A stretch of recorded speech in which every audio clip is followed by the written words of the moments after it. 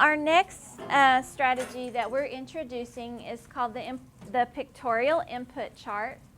And this provides comprehensible direct teaching. So this is your explicit direct instruction. And it's used to build knowledge with universal access.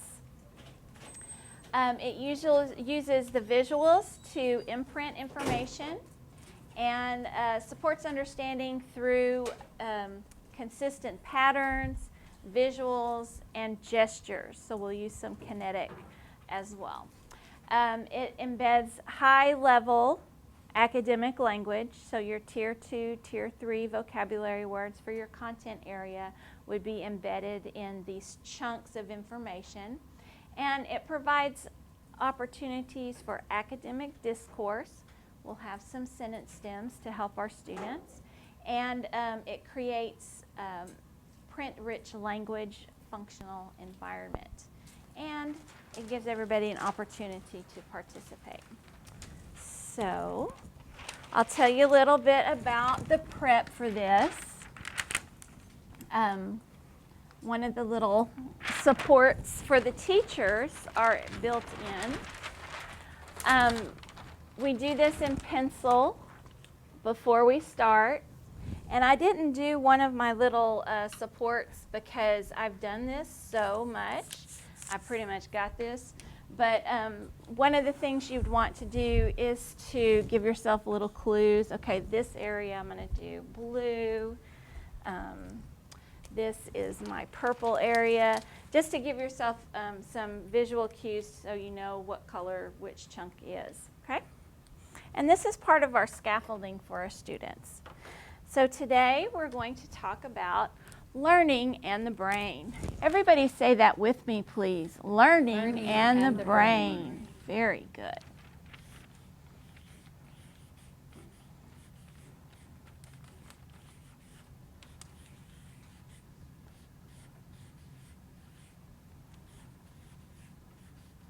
One of our questions that we had about GLAD asked about curriculum and content. Is this a curriculum? Is this content? GLAD you can use with any curriculum. It's standards-based. And the pictorial input chart is used to chunk the standard. The different categories are the different pieces of the standard, and we chunk it to help it make it more accessible and understandable for our students. So learning in the brain. And we'll talk a little bit about this as we advance through the program, but teacher color is black usually. Okay. Rationale. Everyone say that with me, please. Rationale. Okay. So this is a component, so I'm going to put it in a box to highlight it. So the rationale for the input chart is it allows universal access to content.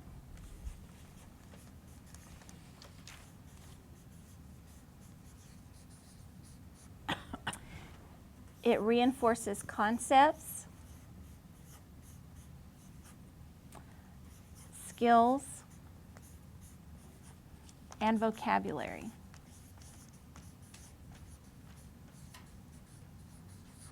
Another support for me is I used to teach high school, and so I'm used to going, and the kids catch up. No, old school. So I stop myself with these little sticky notes, okay?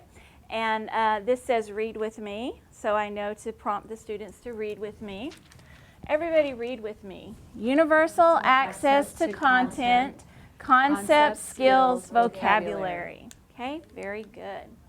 Also, the rationale is we're putting everything into chunks. We're creating patterns and scaffolds.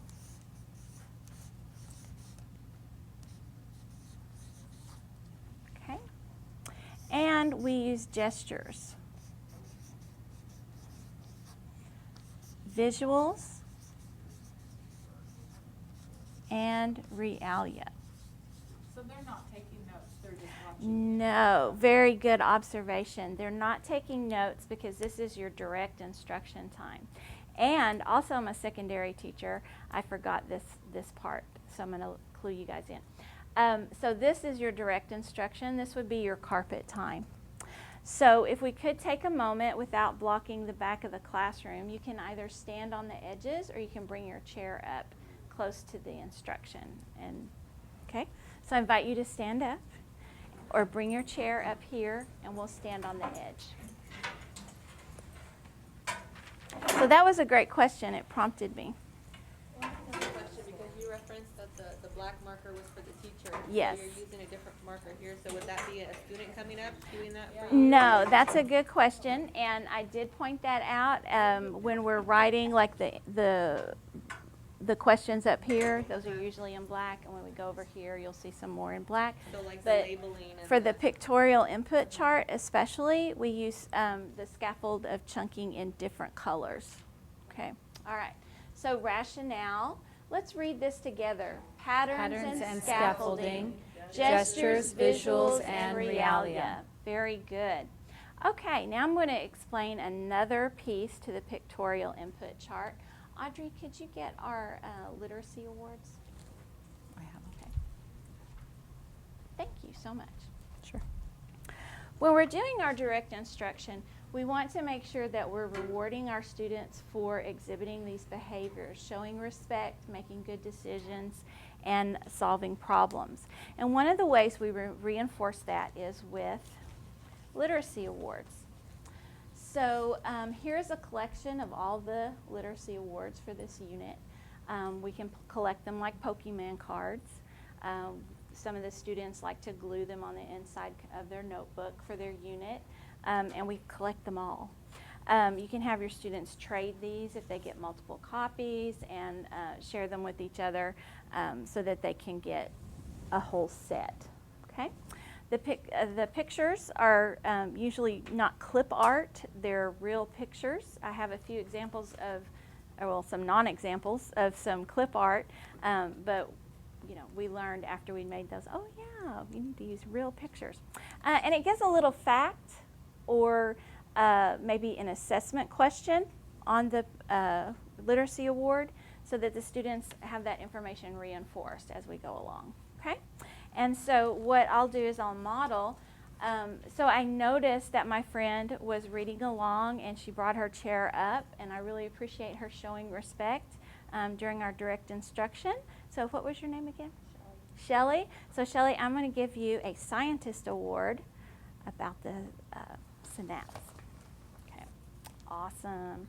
And then my friend over here, you know, brought your chair up to the front, and I really appreciate that. Sometimes as adults it's difficult for us to come to the front of the class for this piece, but it is part of the input pictorial chart, those behaviors. So I'm going to give you a literacy award for making good decisions. Okay. Now, since we're doing a lot of things up here as a teacher, we can get help. So we can ask a student. I'm going to ask Mr. Lopez to be my scout, if you would, since you're in the back and you can kind of keep an eye on your friends. And I wanted you to notice which of your friends are exhibiting respect, or they're making good decisions, or they're solving problems. And we have a sentence stem to use. So at the end of the next chunk, I'm going to stop and ask my scout to give literacy awards, okay, or scientist awards, or whatever the content area you're using. So these will be sentence awards, and Dr. Garza will have that sentence stem that you can use to use the awards. Okay, all right, thank you so much. All right. Now we're going to talk about the cognitive brain. Say that with me, please. The cognitive brain.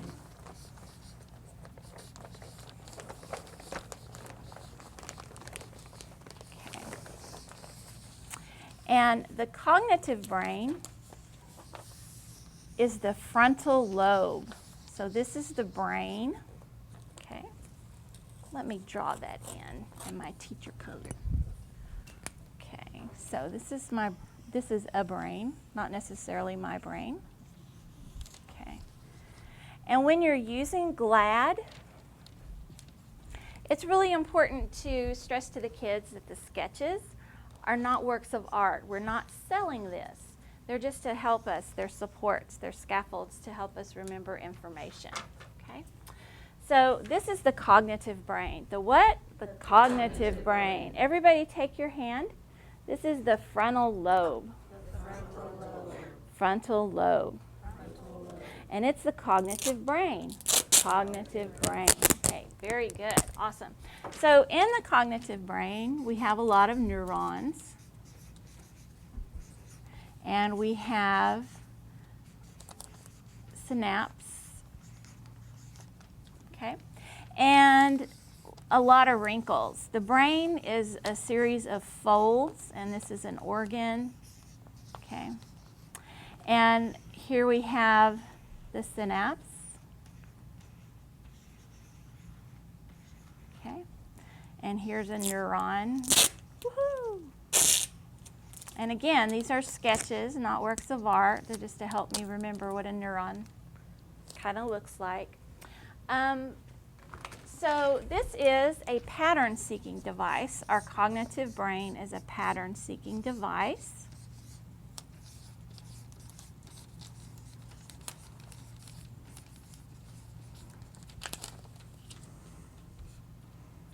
Ask a question. 'Cause Yes. My brain is confused. Yes. Okay, so if you're the teacher and you would be writing Yes. that, like that, what's the difference between say the teacher black marker and the Okay, so the coloreds are scaffolds to help us chunk the information, and I probably introduced the black marker teacher color a little too early. It's a little distraction there, so sorry. So this is what we make all our sentence stems with, and the students would add in colored words to the sentence stems, but that's another piece. I was previewing that, but I didn't mean to distract us from the coloreds, which are scaffolds. But that's a good question, and that will help me do this better next time. So on this Audrey. chart, the title is in black. On Mhm. other charts, we use black to represent the teacher's writing. But on this chart, just the title is in black. So that's Sorry. a note to myself, don't introduce that too soon. So Rhoda, just to piggyback on that, like she was explaining it here to me, like these sections, we would do, you know, what do we know and what you want to know, all that would be in black ink. Sounded important, but, yeah. Okay. If anybody else was confused. All right. Okay, that's a good note to self that I'll introduce that at the later time when we discuss that a little more. Okay, all right. So I thought it was an interesting factoid, but I can see that that's a little breadcrumb we don't need to follow. Okay, all right. So pattern-seeking device, and it connects to prior knowledge. Now, everybody has a friend standing near you, and we're going to call that friend an elbow partner. Could you turn to your elbow partner and talk about the cognitive brain as a pattern-seeking device? What does that mean?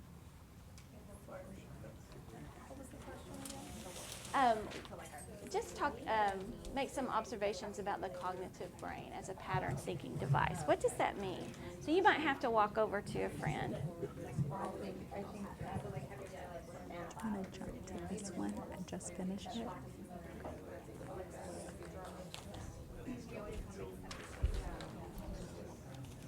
Okay? So I invite you to come back. Thank you. As you finish up that thought, we'll come back together. Thank you. Yeah, just put this to the side, though. Hold it. Yeah. That's going to distract them. If you just, there. Okay. Huh? All right. All right, you're not going to use it. Okay, friend, this is called a 10-2 when we have our elbow partners. So as you're going along in the presentation, taking a moment for the students to discuss what you've just put on the board. So during your conversations, you probably said the cognitive brain and pattern seeking, and so that's reinforcing the information that we're using in our direct instruction. Okay, so now I'm going to ask a few students to report out what they discussed in their elbow partner time. Okay, let's see. How about my friend over here? Could you tell me what you and your elbow partner talked about? I talked about. You can. I talked about how like we're always looking for patterns. Like even like if you look as a kid, you lay on the ground and you look at the clouds. You say, "I see a dinosaur. I see a horse." So the cognitive brain, we're always looking for patterns in the world around us. Okay, great. That was really interesting. Yeah. Okay. All right, Fred, could you tell me what you and your elbow partner talked about? Mhm. Either one. Yeah. We were basically just saying that you take what like previous knowledge that you already know, and you're expanding on in like new subject area to kind of connect the two to kind of move forward as you expand or learn. Awesome, awesome. Thank you so much for participating. wanna do a Okay, we're scout? going to talk a little bit more about the cognitive brain. Oh, I'm Scout? sorry. Do you want to have a scout? When I'm done with the whole thing. Okay. All right, super. So integrated. Content builds relevancy. Let's all say that word together. Relevancy. Relevancy. Good.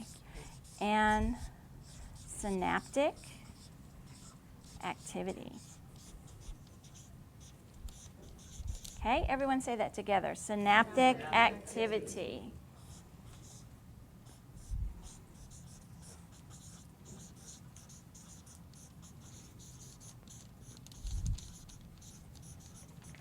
And this all creates opportunities for integrated teaching. Everyone say that with me, please. Integrated teaching. Very good. So we have a lot of things going on up here. We have neurons. They're burning neural pathways in the prefrontal cortex. And we want to make sure that when our students are activating their cognitive brain, that they're burning positive neural pathways. And we influence that a lot in our classrooms. We want to make sure that we're burning those pathways and that growth mindset, because that will benefit them for a lifetime. Now, how many of you have adolescents at home? God love you. All right, so when we're talking to adolescents, sometimes when they're misbehaving or not showing our personal standards, we ask them why. And a lot of times they say, I don't know. And the funny thing is, they really don't. All these things are being hooked up all through our life. And when we become adolescents, they're still not all connected. All those nice little neural pathways haven't all, started talking to each other. So this is where your why can happen when, okay, why did you do that? Why are you doing that? I don't know. Well, they really don't. So let's move beyond the why and just go, okay, let's move on. Because it really doesn't matter why. You just want to address the behavior and move on. Okay? But yeah, adolescents are a lot of fun. Okay, now, Mr. Lopez, you're my scout.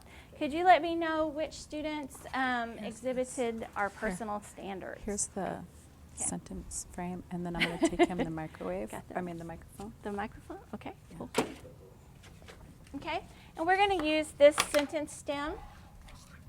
I would like to recognize for because So the Okay. because would be they exhibited these, Okay. or the for, excuse me, those personal standards. So I would like to present this literacy award and recognize Mrs. Holt for showing respect and raising her hand because she wanted to clarify the rationale behind the different color codes. Okay, awesome. Good job, Ms. Holt. Let's see. And I would also like to recognize Mrs. Stokes for showing respect, and when being prompted, she was able to share out the rationale behind her reasoning on the cognitive brain. Okay, good job, good job. All right, how are we doing on time? Okay. All right, so for time's sake, I'm going to pretend I'm Rachel Ray. And so I've started this, I've mixed all this together, but I want you to see a baked product. What do we do with our... Oh, I put it on teacher's desk. Oh, Sorry. okay. I thought you weren't going to use it Okay. after all. Awesome blossom. So this is hot out of the oven. Sorry, we're late. Okay, thanks so much. That was a good idea. Okay, You might need to go over more. all right. So there are a couple of ways to work with the pictorial input chart. You can go through this a little bit at a time, or you can cover the whole thing at once. But for time's sakes, because I know we all have lots of things we need to do today, I'm just going to show you a finished product. Well, I need some tape over here too. Thank you. Okay. GLAD is based on brain research, and that's why we do this pictorial input, talking about how the brain works and the brain learns. The next lobe of the brain is the temporal lobe, and the temporal lobe is our emotive brain.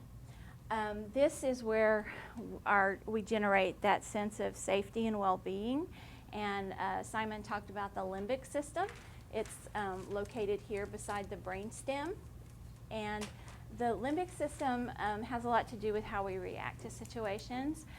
When we're working with students, we don't want to activate the fight, flight, or freeze when we're learning because that interferes with the learning process. I'm just going to add this. Oh, thank you. It wasn't quite baked, just a little raw in the middle. So, okay, so our emotions affect our memory and learning, and the things we learn when we're frightened or embarrassed won't stick with us. We're going to remember that feeling of being frightened or embarrassed. We're not going to remember the information necessarily. Learning releases dopamine. We're biologically engineered to learn. So when we learn things, I saw our friend over here, when he was talking and he got an answer right, he was like, yeah, you could just see his little face light up, and yeah. So that's that release of dopamine and serotonin generated in our brain from learning. Okay. Woohoo! All right. So our temporal lobe, again, so we want to make sure that our emotive brain is in a positive space when we learn because we'll retain the information much better. Okay? Now we're going to talk about the language brain. And the language brain, multi-language learners have higher test scores. One of the reasons is because they have a greater sense of structural awareness. They have a high level of creativity and abstract symbolic thinking and representation skills. And increased problem-solving skills. So we want to encourage our students to be multilingual because it does activate parts of our brain. When we're learning using multiple language, it activates all parts of our brain. So it helps, it's when you think about things, when you're working and learning, it's like, doing reps.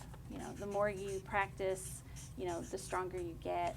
And when you're thinking with a multilingual brain, you're activating all these different lobes, making it stronger. There's a lot of evidence and research that promotes that multi-language learners have a less likely chance of developing Alzheimer's. So it's a really good activity for the brain. Now, cultural sensitivity. When we honor primary language and multilingual students, we're creating cultural sensitivity. And this creates a safe environment for all students to learn. Cultural sensitivity, we're aware of cultural similarities. It builds relationships. It allows students to take risks. I know as I'm learning new languages, sometimes I'm a little hesitant to speak in the language. I might understand a lot that's going on, but I may not feel safe enough to use the language in an environment where I'm not going to be embarrassed or, people don't think I know what I'm talking about. So it's really important that we allow our students to take risks and have an environment where that's rewarded. And having cultural sensitivity in the classroom avoids a culture of silence. So we want to make sure every voice is being used and every voice is being heard. Okay? So this is a pictorial input chart. And again, each piece of the standard would be chunked. So you have the main standard, and then you have it chunked for the students in different colors, and it really helps imprint the information on the brain. Now, does anyone have a question as to why I'm writing that in real time? Yeah. Yes. I mean, that's what I'm wondering. Is it just because like they're following you writing it and they're repeating it? I don't get it. Like what's that? Okay. And when I was sitting up front and having this demonstrated to me in my training, I had the same question. I'm like, well, can't you throw that up on a slide and just have it electronically, digitally put that information up? And there is something about seeing writing in real time that helps really internalize the information. And as we're repeating it back, again, it's all about imprinting and making sure that this information is accessible. So that's why we write it out in real time. But it's all based on neuroscience and And then I how we noticed, learn. Like, I mean, you did ask a question and you talked to your partner, but Mhm. like, it said, I think it was academic vocabulary. Like, Yes. do you talk to them, like, if they don't know what relevancy is? Do Mhm. you? Yes. Okay. Yeah, and say relevancy. If this is a difficult word, this is such a fun thing to do. You have, okay, relevancy, say it to the floor, relevancy, say it to the ceiling, relevancy, say it to your elbow, relevancy. Just to get that word internalized and have them say it until it means something to them. And again, but that's a great idea. We also have what we call smart cards. And at another point in instruction, this stays on the wall the whole unit. You're constantly referring to this information. So students have what we call smart cards, and it's basically a duplication of the word. And during our time together when we're doing direct instruction, the students are invited to come up and tape the smart card over the word.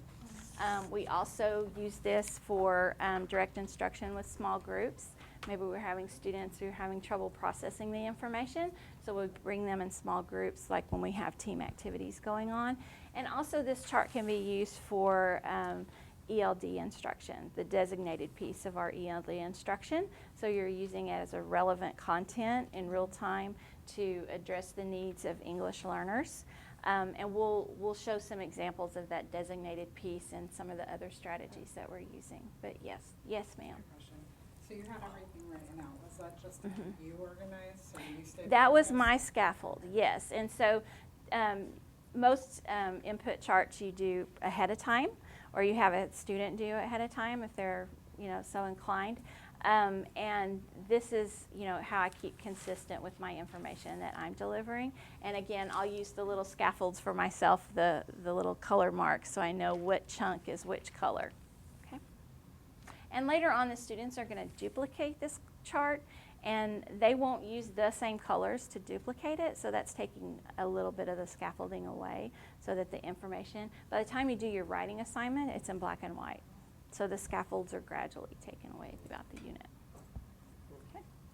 So with this, you're just basically trying to give them a brief, like, overview of each different area of the brain, and you're hoping that they catch on. Yeah, if my standard is how we learn, then I've chunked this information to meet the standard. So Okay. you could put any standard in here. We have forces in motion, right? That's one of our third grade physics units. And then we have the 3 laws chunked out, okay? Or terminal velocity, or whatever you decide. Yeah. So it's a standards-based way for students to focus directly on the standard, because that's what we're using for our subject matter. So anyway, this is one of my favorites. Yes, ma'am. And then do you do this the day you start that unit? Mhm. Or do Well- you do it throughout the unit? Like as we come, like if I were to come across, something that's gonna come like in the middle of the unit, would I keep that in pencil, and then that day I'm going to teach that, then I fill the chart in? As the educational professional, however you read your room and how you need to present it is, Okay. yeah. So Sometimes you can do the whole thing, but because of time, we did the Rachel Ray. But with the students, you would go over each section with the students in a direct instruction. And if you have some wiggly squigglies, and so we're going to look at this chunk, then we're going to go back to our desk, and we're going to come back, look at another chunk. You just have to read the room and decide what's best for the students at that time. I was thinking, Yeah, I like, was our wondering. curriculum, Me too. like, you know, unit 1, I'm Right. teaching a specific letter sound. So, like, I Mhm. could make the whole poster for the whole unit, but that could be my direct instruction for the day, is like this letter sound. Sure. this Yeah. It's grammar. a great Yeah, way to that adapt sounds it. great. Yeah? Yeah. Okay. Yeah. So you're going to keep this up the whole time, and students are going to refer to this, and you're going to refer to this often throughout the unit. So everybody's focused on the standard. And you can look, and again, when you're starting out with GLAD, you know, you don't have to, you know, go full on GLAD for every unit. You need to pick like essential standards, maybe that the students are struggling with or need more support, and then you know, create your units from there, and you know, add a unit here, add a unit there, and soon you have the whole year worth of GLAD units. But you don't have to start all at once. You get really tired. Yes. I was gonna say, I'm sorry. Mhm. Oh, sorry. Mhm. No, it's okay. Do you do it for each content, or you just pick one content and do the GLAD strategies, you know, or this? and such? It's for any content, Yeah, but so- again, if I'm just starting out and my principal wants to see this in the classrooms, I definitely want to start with the strategies and then work with the group to build a unit. Since you are the first grade teacher, yeah, just start out with the strategies and then eventually build a unit, and then the second semester build another unit, and then by the time a few years go by, you have a whole multi levels GLAD. Are you going to tell them Right. about what the resources? Or Well, and I was going to say 2 things to consider would be, I'm going to start using this strategy. So maybe the observation charts, the photos that we did around the room, and the inquiry chart. And then continue teaching my unit as I always have. But each unit, I'm going to do those observation charts and the inquiry chart, and then revisit it periodically. And then when you feel pretty comfortable with that, then add another one. Maybe the team points idea or structure. And then couple months, I'm feeling good. I think I want to try that pictorial input chart. You know, I love this social studies unit that I do every year. And then that might be the one that I use it for. I would recommend using my first pictorial input chart either on a social studies content or science. They fit very nicely. Yes. And we are here to support you in that. If you're crafting something, we have a lot of resources because we've been certified that we can access on your behalf. When you become fully certified in time, you'll have the same access. Also, as a thought partner, like, hey, how could we absolutely. make this work? So I have a 4th grade teacher in Gustine, and she really wanted to include a pictorial input chart in a math unit on place value. So she and I sat down and thought about what would be a visual that we could use, what are the chunks of the standard. We dug out the standard and chunked it out. And then we kind of created the categories and a couple of ideas that she's using for her place value, which she's toying between a cash register idea because of the place value of the money in the drawer, or a clown with a bouquet of balloons and the different balloons. So she's toying with those. She hasn't finalized it. But we kind of thought, we just came up with that together on our own. So we would be happy to kind of toy around with some ideas with you. And when you go ahead. And I think the good thing is that at least our K-5 curriculum, is that they've got a lot of the science and social studies, you know, history embedded into it. Yes. That when we get to that point, you know, after the strategies and after maybe the group points, that it can open up that avenue to, okay, I've got a science unit coming up, maybe I want to implement some of this Yes. into my teaching, so that it's going to build on students' learning and then just go from there. And the Absolutely. beauty of it is it's integrating into the science unit literacy. And that's the only way we're really going to be able to accomplish the Common Core State Standards, is that integration for all of our students, especially our English learners, but all of the robust content that we're working on. So that's the wonderful thing about it as well, is it's embedding all those literacy. And we have lots more strategies. We're just giving you a few today Yeah, that you just might a taste, consider. yeah. And when you become a certified instructor, you do have access to a couple hundred units that are already created that you can duplicate. So you're not, you know, starting off every standard with a blank slate. There's lots of supports available as well. You know, this is one of my favorites because I've always, as a teacher, how can I communicate and get these standards on the wall in a way that my students will understand? So this is one of my favorites. They're all awesome. But GLAD is about 65 different strategies, and we're showing you like the foundational 4. Yeah. All right, you can go back to your seats.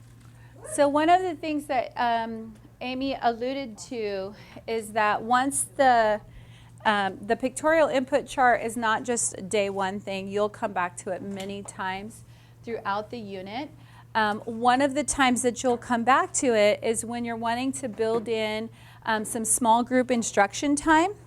That's when you would assign team tasks, and generally you would start building a menu. Like back in the day, or maybe even last year, you had the must-do, may-do list kind of thing. Team tasks is like a menu of things that the team needs to work on during team task time. And so you may add on there to create a pictorial input chart. So we would have the supplies available, and then the team works together to create a pictorial input chart. And that's what Amy was saying. They wouldn't be on the same exact color by this time. So we would give you a team task key. Each of you would choose a colored marker from your bag, the fine point marker, and you would list, sign your name under whatever numbered head you are, 1, 2, 3, or 4, and you sign this, and then during your team task time, with that marker, that's the one you will do your team task with. And in fact, oh, did I advance it on accident? Oh, I went way. So in fact, I think Richard was in this group. We did this with administrators, the brain. So we did the brain chart. And then we had them working in teams on a team task.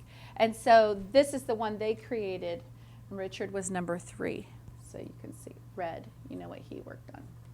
There you go. See? And then again, as a teacher, you can quickly glance and see that all the students are participating. It's not bossy Audrey who's taking over, you know, like I tend to do. And so you can see that they're all having a part. I also mentioned that this is a time you can build in some small group instruction. So team tasks all have several things they could be working on. We give them some choice. We started with about 3 things. Maybe creating a pictorial input chart, an inquiry chart, so they're replicating it, but then they'll add to it. So the inquiry chart, they may have added other things that they now know, or other questions they now have. They may add sketches to help them remember, so they can add to it, but they're replicating it first and then adding. So 2 or 3 different tasks that they can do during that time, and you're going to be calling students over either for a direct ELD, designated ELD lesson at the pictorial input chart or something else.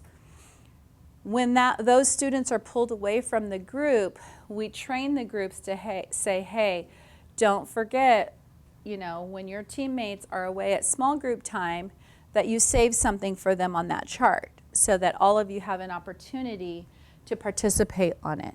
And so we can then see, and then we take those team tasks to public speaking day, and they get to choose which chart they're going to present, and then they each have a part in presenting what they did on the chart and what they learned from it. And so it's just building in on a lot of skills, you know. For the LPAC, it's listening, speaking, reading, and writing. And so we're trying to build in all of those skills. So we just wanted to highlight that this could then lead to a team task, which team task time results in points. So. All right, the next we're going to do is a strategy called sentence patterning chart. It provides practice of academic language, vocabulary, parts of speech, and sentence structures. It moves from that oral language, which much of this has been oral up to this point, through to the reading and writing. And then it provides low affective filter for practice and creates an active learning environment. So our goal is really to just lower that affective filter. So anytime we have you respond out to us, we give you time in your group to process your thoughts and ideas, come to even some consensus before we call on somebody randomly to respond, because that's building in that think time, that support, lowering that affective filter with your teammates before we call on you to answer to the whole class. So we're going to create a sentence patterning chart. Wondering where I put it. Should be over here. Oh, here it is. There's a blank one. Yeah. There's a blank Okay. one. Here we go. So a sentence patterning chart is a great way to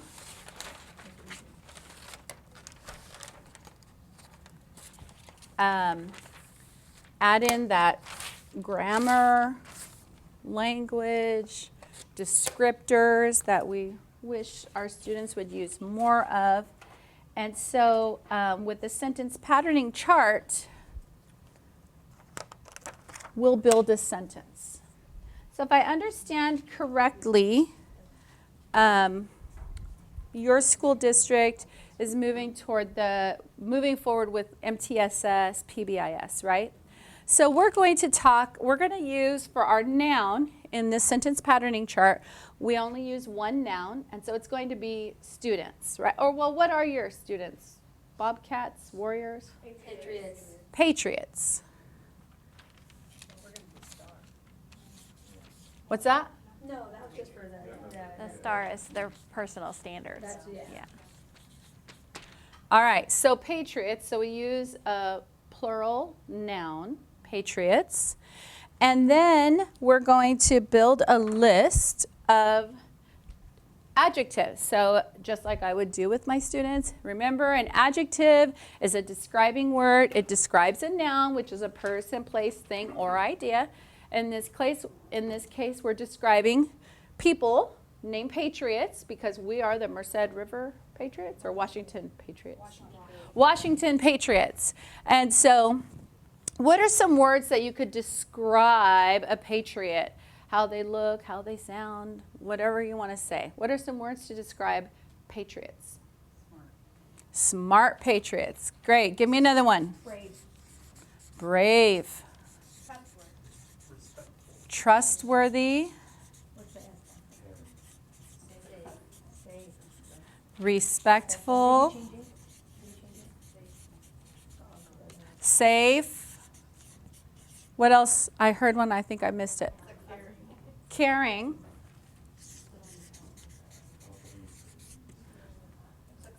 Successful. One more for good measure. Accountable. All right.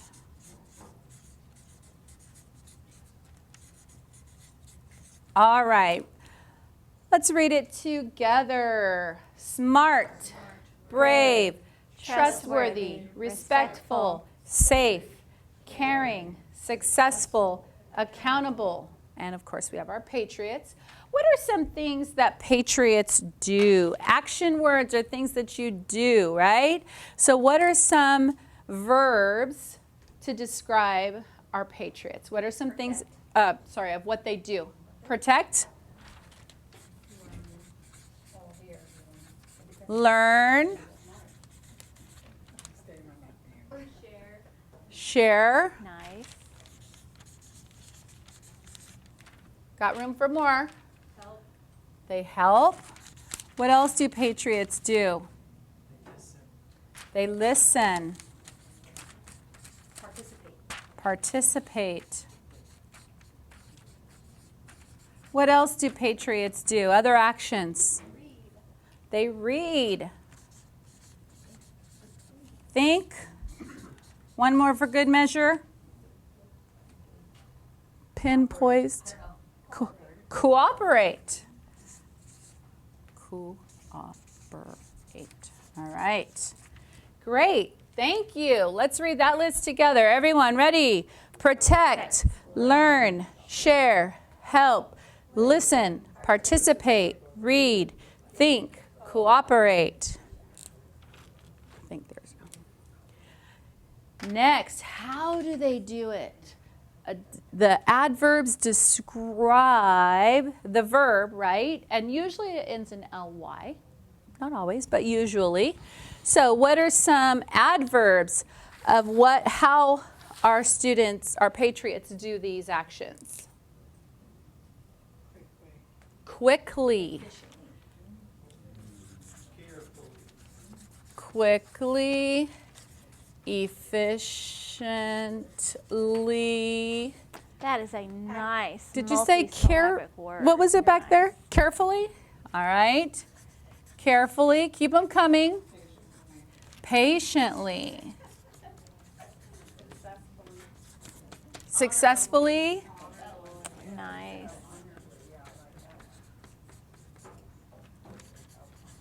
Honorably. And what was that one? Diligently. Diligently.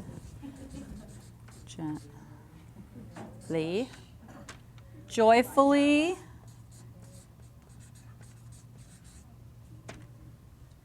Can I add quietly? Sometimes that's nice, right?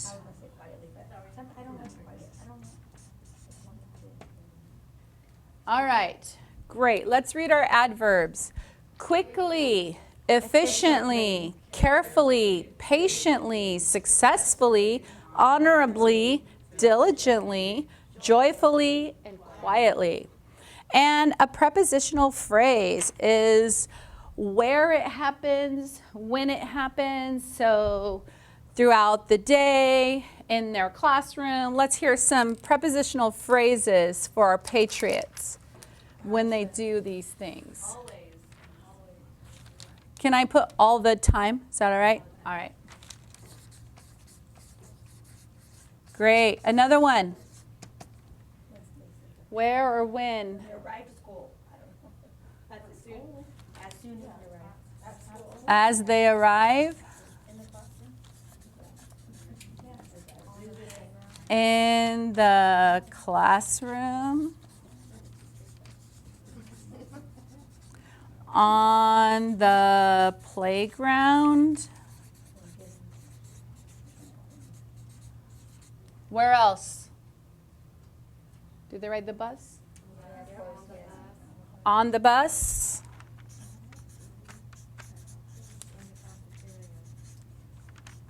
In the cafeteria.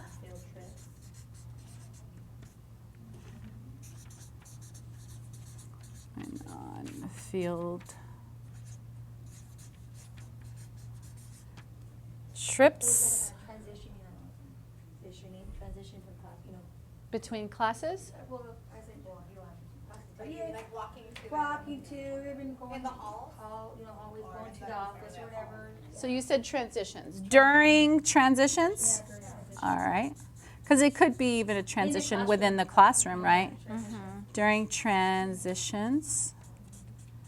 Any others that come to mind? All right. So let's make some sentences now, okay? They're looking at me like, what? Can Yes. I see that you say don't do the adverbs for, right, in kindergarten, TK, for first grade, right? 'Cause- It's not in the standards. Yeah. Okay. And then what does SPC second plus stand for? Start with your first question for the Oh. recording. No, so I was asked, clarification about not be used, adverbs column not to be using TK through first grade. Right, because we wanna you're include that. correct. It's not part of the standards for those grades, but there may become a point in the year that you choose to add it, but it's not a TK first grade standard. And then the SPC just stands for Sentence Patterning Chart, and it's for second grade up. So that was just a reminder for us the differentiation. So we would make this minus the adverb chart if we were in a kindergarten class, for Okay. example. All right. Okay? Because I do introduce those concepts, adverb and propositional phrases, later in my language arts program. Yeah. So maybe just start with adjective, noun, and verb, and then progressively, maybe when that's introduced in the. I mean, you can use prepositional phrase, but adverb we don't okay. use. All Yeah. right. Okay. Okay, so now let's make sentences. Of course, we have Patriots.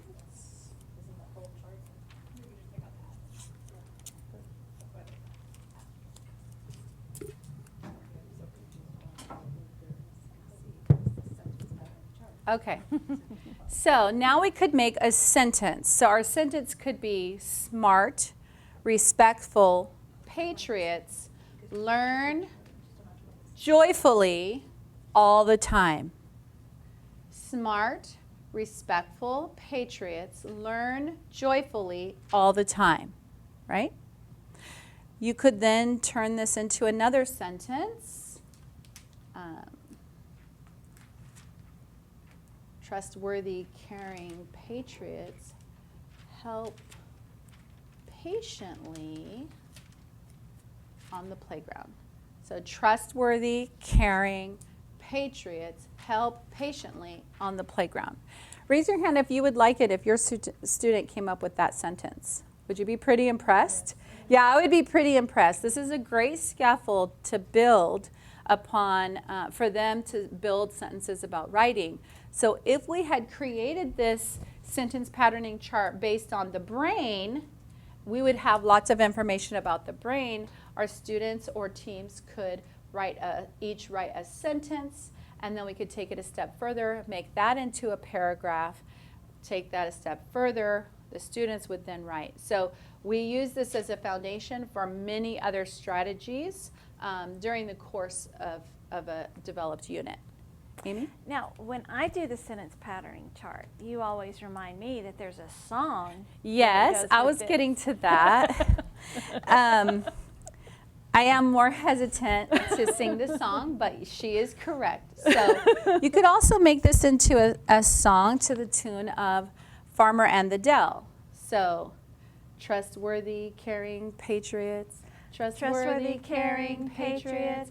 Trustworthy, caring patriots help patiently on the playground. Trustworthy, caring patriots. Trustworthy, caring patriots. Trustworthy, caring patriots help patiently on the playground. Right? Do we want them to do that? Yes, we do. So you could use that, okay, for good measure, since you have such great voices. Honorably in the classroom. All right, here we go. We'll just read this sentence first before we add the melody. So, brave, safe patriots protect honorably in the classroom. Brave, safe patriots protect honorably in the classroom. Now to the tune of Farmer and the Dell. Ready? Brave, safe patriots, brave, safe patriots, brave, safe patriots protect honorably in the classroom. Brave, safe patriots, brave, safe patriots, brave, safe patriots protect honorably in the classroom. Give yourselves a hand. So that is something you could take and build with your class as you're talking about your PBIS, behaviors, the stars. You could have some fun and maybe build that with your class and kind of develop their own chant for the year. And then periodically, if you need to remind them, it's a fun way to remind them. All right, sentence patterning chart. Another example. This was our example from ancient Egyptian unit, 6th grade unit. So you could see really high level vocabulary, polytheistic, hardworking, diligent, prosperous, artistic. Students took those words from the pictorial input chart oftentimes. So it's a support for them, and then we built upon the meaning and such. And so they then, midway through the unit, had a pretty good understanding of ancient Egypt. And then a sample sentence they built was artistic, optimistic Egyptians painted gracefully throughout Egypt. And so you can really build on it. All right. You can also, if you, excuse me, I'll get, there we go. We can also use the the sentence patterning chart as a designated ELD lesson. So we know that we're going to be talking about verbs when we make our sentence patterning chart. So we might begin the week with a 20-minute lesson for our ELs on the conjugation of verbs, and then reinforce that in the content areas as we move through the week. But this is a great piece to use the conjugation, because every time we do this, we always get an irregular verb. So you might call your EL students to the front and go over the verb conjugation with the students. So how do we make protect in the past tense? How would we make that? What's the past tense of protect? Okay, so we would add ED. So I'm just picking a random color so it'll stand out. Okay, what about learn? How do we make learn in the past tense? What would learn? Okay, we're going to add ED.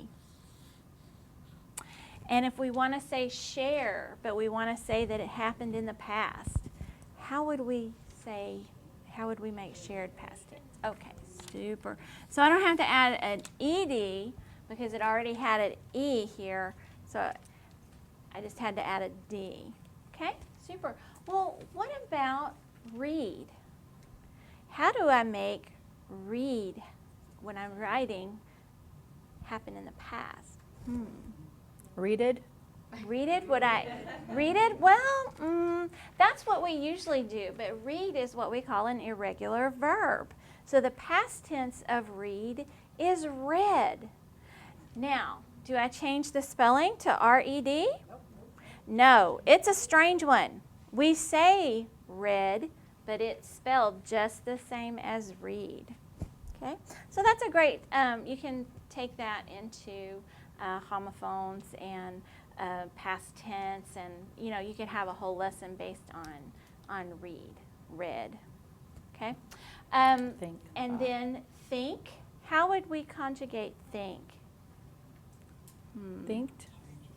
Thinked? No, that's an irregular verb as well. So I thought. I think today. Yesterday I thought. Okay. Okay. So that's just a really great way to support people learning English in all those wacky irregular verbs. But that's a great opportunity to have a designated lesson while everybody's doing team tasks. And even your challenged readers, they might need that information as well, because we're all learning academic English. Okay. People ask me often, can I have students who are struggling in a lesson for English language learners so that they can benefit from that as well? And I have two answers for you. No. So as a professional educator, if I can focus the attention on my English learners and give them that space and include an English-only student, and I'm confident that I can do that, there's nothing that says I can't. Okay?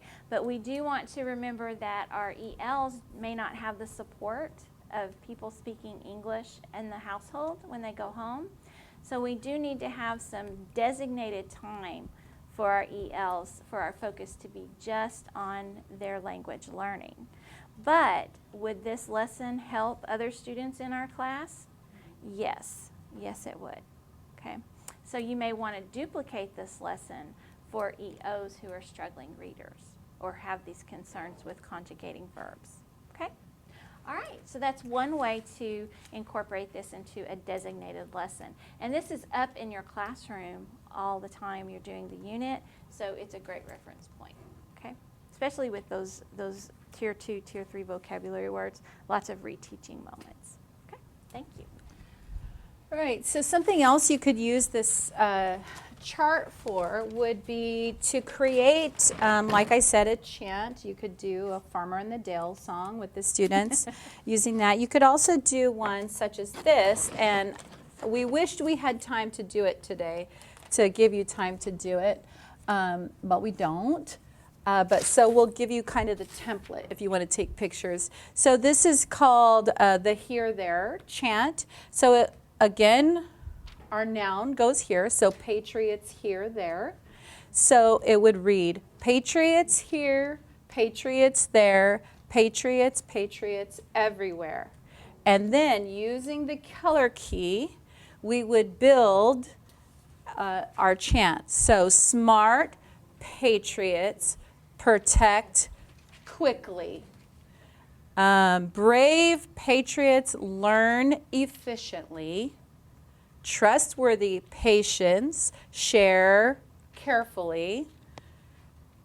And I said that. And respectful patriots help honorably. And then we'd say patriots as they arrive, patriots in the classroom, patriots on the playground, and patriots on the bus. Patriots here, patriots there, patriots, patriots everywhere, patriots, patriots, patriots. So that's another way that you could build those expectations or the star characteristics for your students. You could build that to be a chant, and then at the end when we have the exclamation, we say patriots, patriots, patriots. So we kind of give that explanation point. So so that's just a thought. We wanted to be able to spend more time on it, but to be cognizant of time, we'll give you that example. Did you want to show And the then one with the Amy had a few things. Okay. Do you want to Oh. look at that? Yeah. So just to point out, here's a Rachel Ray pre-baked magnets here, magnets there. It's this. We use the same templates, but we use a content area with those keywords that the students have generated. And this is one of the team tasks, is they can create these chants. So this was from the Forces in Motion, 3rd grade physics unit. Okay. So because we don't have a lot of time, I'm just going to mention that this is how we formally notate the standards, like in MLA or APA format, and when we're writing lesson plans. There's also a way to use the standards from the overview, but this is the formal expectation. And you notice that the EX at the end, that's probably the most important part because it talks about the level descriptor. So this would be expanding. So this would be the mid-range English learner. But you have the emerging and bridging as well, and that key is at the bottom. But we'll look at that some other time. Okay. We talked about the chants and poetry. Okay. So just quickly, as we wrap up the day, we want to review some of the structures to increase, some of the structures that we've modeled today to increase student engagement with academic language. So we had the personal standards, the colored teams and numbered heads, of which you were all members of. So we use the team task key. We use the folder, and many teachers like that inexpensive way of having them keep all of their social studies things together or all of their unit items together. And then when they're done, they just kind of staple it, and it's a folder that can go home. But also, it's a resource of all of the information that they've acquired, including those literacy awards.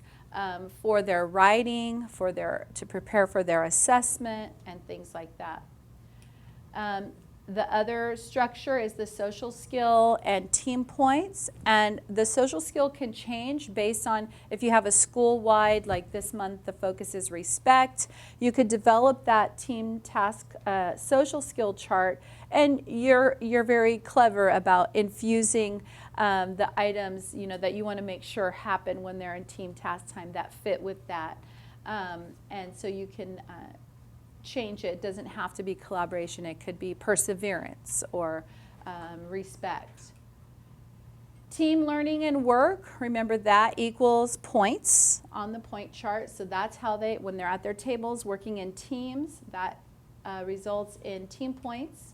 Whole group is when we focus on personal standards, and that's when they receive literacy awards, or sometimes we call them anthropologist awards or science awards, whatever the content is. And then the strategies, so structures that we kind of how we set things up, and then some strategies to increase student engagement with academic language were the observation charts that we started the day with. The inquiry chart, similar to a KWL. We also had the pictorial input chart, or the team task is another strategy. And then the sentence patterning chart, which you could do lots of things with.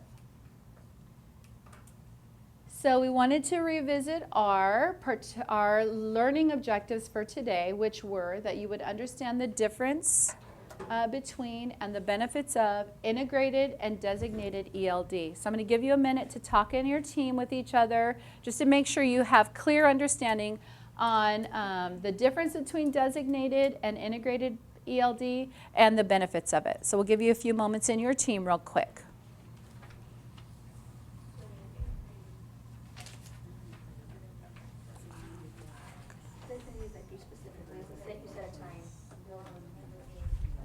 And you'll do points after. We'll go ahead and do one more round of points. Time? So we have 3:30. Okay.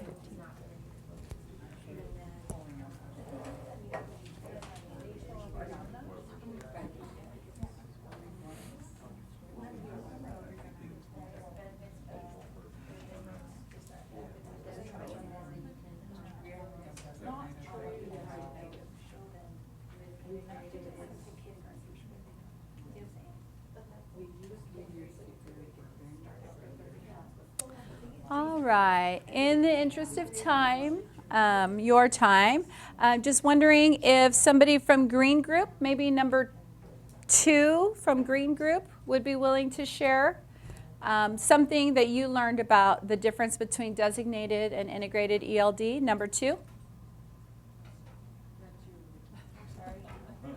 I wasn't, I was still talking about this. You picked 2 last time. No, she didn't. I'm sorry, I wasn't listening to the question. I was still talking about. It's okay. You have your friends. You can. Go ahead, number, right here. Help her out. What's one of the differences between designated and integrated? She answered the question really well in the group discussion. The difference between designated was that you set a specific time to focus on language. And then kind of include content. And then another way to integrate is that you do your content, but you kind of include language strategies within there and talk about, you know, when I talk about social studies, I might include something about, see how I did add, what do we do with Ed when I wrote something down about in the past tense, and what is that past tense marker? So, because I do that in CKLA. Okay. I CKLA, and so I kind of wrap it in when I talk about it. All right, great. How about blue 3? Blue 3. All right. What was one of the things your team discussed about the difference? We said integrated would be like embedded into your curriculum, and then the designated would be a time that you take your students out and just focus on the language acquisition. Okay. Yeah, you could take them out, or you could just pull them aside. You don't have to have a whole pull out period. It could be a 5 to 10 minute reteach or elaboration. Good. How about purple 3? Purple 3. Give her the mic. One of the differences or benefits of designated or integrated ELD? The benefit would be that it's more of a universal design learning experience versus not, because you're being able to reach all your students and not just a certain percentage. All right, great. Thank you very much. All right, and then the other was being able to implement at least one strategy to increase academic language of your students. So we listed several on the last couple slides. We listed several. I'd like you to please take a moment for yourself. In your color marker, just write on your page or circle the one that you're going to try, that you're committing yourself that you will try. Whether it's observation charts, inquiry charts, the team colors and points, social skills, pictorial input, sentence patterning. Observation charts are the photos. And then the inquiry chart is this, like a KWL? Absolutely. So just circle the one that you're going to try. Build eventually, build them to sentence writing. Yes. Because it's how we write, start from did. Right. So we would Good. focus on chart. Great. Chart. And that's what Right, and this is just the tip of the iceberg to this activity. It's really exciting because. All right, it so we've got our extends next to- steps. so- Give me a thumbs up if you're planning to try the personal standards. It could be It's at your really chest if you exciting, want. Yeah. Give me a thumbs up if you're planning to try observation charts. All right, thumbs up if you're planning to do inquiry charts. Thumbs up if you're planning to try color teams. Okay, numbered heads. Thumbs up if you're going to try a pictorial input chart. I'm impressed. Wow, thank you. Team tasks. Sentence patterning chart. How about chants?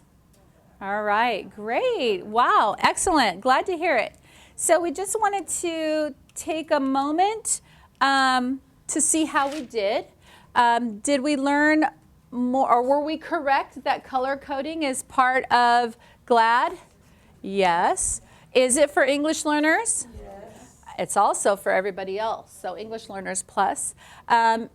Was it correct that it's guided language acquisition and design? Yes. Kinesthetic, do we incorporate some movement and such into it? Yes. Check, got that. I'm lefty. Is it inclusive for all students? Yes, wonderful. Did we learn more strategies today? Excellent. Is it integrated in, did we clarify, is it integrated into all curriculum and subjects? Yes, it can be. How is it evaluated and assessed? We didn't cover that. So we definitely still want to come back to that, and good news is we'll be back. Is it an actual curriculum? Did we clarify that? No, it's not, right? So yes, we clarified that it's not a curriculum, it's strategies. And I think that was part of the question when you asked it. It's strategies that can be incorporated. So that's the wonderful beauty of it. If your district was really far behind and you didn't have adoptions, that'd be okay, because you could just need a standard, as Amy said, and you could build your unit from there. But it's nice to have curriculum as a support. And what resources are available to assist teachers? For now, I would say us. We are A Squared, Amy and Audrey, from MCOE at MCOE, and we will be coming back. But we do want to, use this slide presentation. You're also welcome to contact us at any time if you want a thought partner about how this might look or how to try it, or even if you want us to come help kick it off in a classroom. We really want to be involved and part of the support of the learning here at your school. So please do feel free to call on us. So we'll be building on those support. All right, super. So we built a mural earlier with all these fabulous words describing someone who meant the world to us. So what I would like you to do, and I'm going to give you instructions, and then we'll prompt to go take care of. Fifth grade, this is Audrey. So I'm going to give you the instructions, and then we're going to execute the instructions, but I appreciate you waiting till I finish Okay. describing what we're going to do. Okay, All right. so in a moment, Hello? we're going to go to the board. It's You Audrey. don't have to grab the word that you made, Hey. but just, if you would, No select a worries. word from the wall, and you're going to come back and we're going to stand in a circle. And we want to stand in alphabetical order. So if somebody picks Good. A for above and beyond, then that would be our A, Okay. and we would go clockwise. Okay? All right. So does anybody have any questions Yes, about and the your instructions? teachers, we had them Okay. do hands up Levez-vous. for each of the strategies And that let's they're go to going to work. try, and like, wow, they are all in. So it's exciting, and we're happy to help with any step along the way, and we made Or it's that like, clear to oh, them I as well. can't stretch.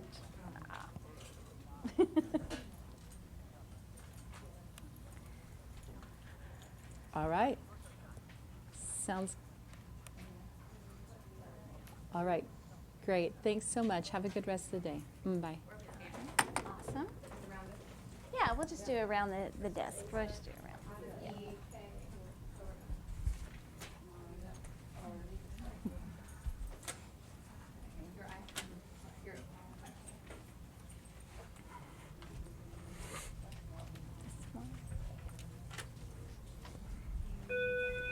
We have kind and so kind, inspiring.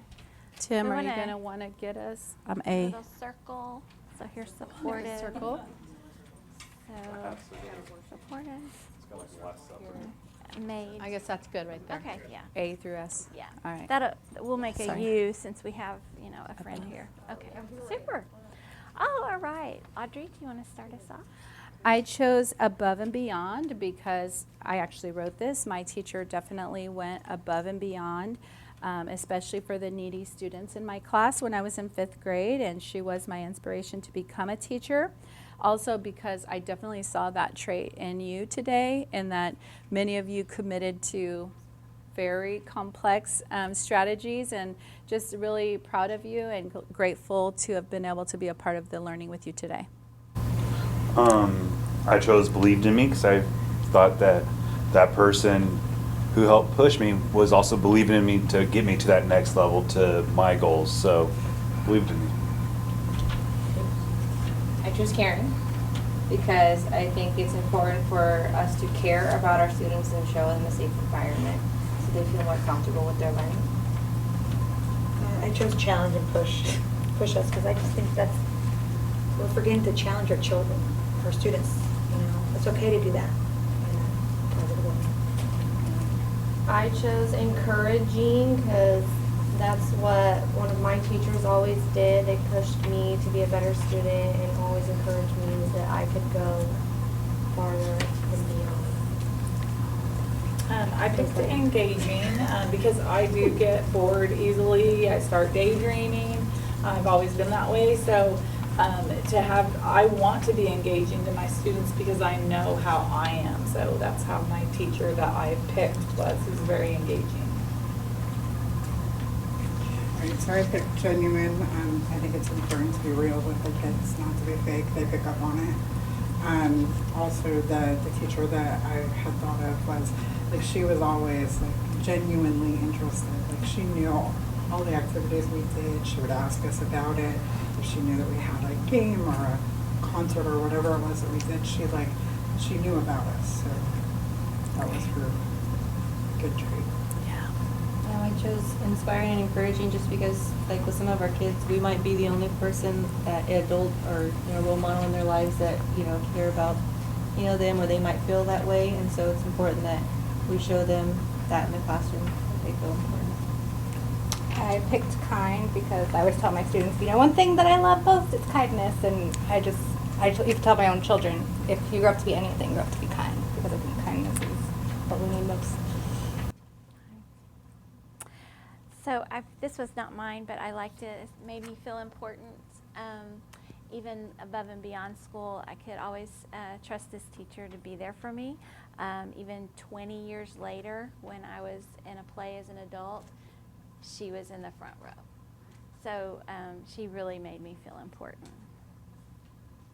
I chose respectful because that was the one I liked about my mentor teacher. She was always respectful to even parents, adults, and all the students. I chose supportive because this teacher was supportive throughout my 2-3 years with her, and always believing in all of us students, and always was pushing and always was there for us. Right. So our first day of school is just around the corner. And every day, every minute, every hour, you have the opportunity to be this for someone. And I want you to have a great year. You're all caring, encouraging, genuine, inspiring, supportive, respectful, awesome teachers. So thank you, and you guys have a great start to the year. Woo-hoo. Good job. All right, thank you. Have a great rest of the day, and we hope everything goes well. Oh, Again, please do. contact Yeah, us if with you want, any I can questions, pull out thoughts, or some things ideas. we've put it away already.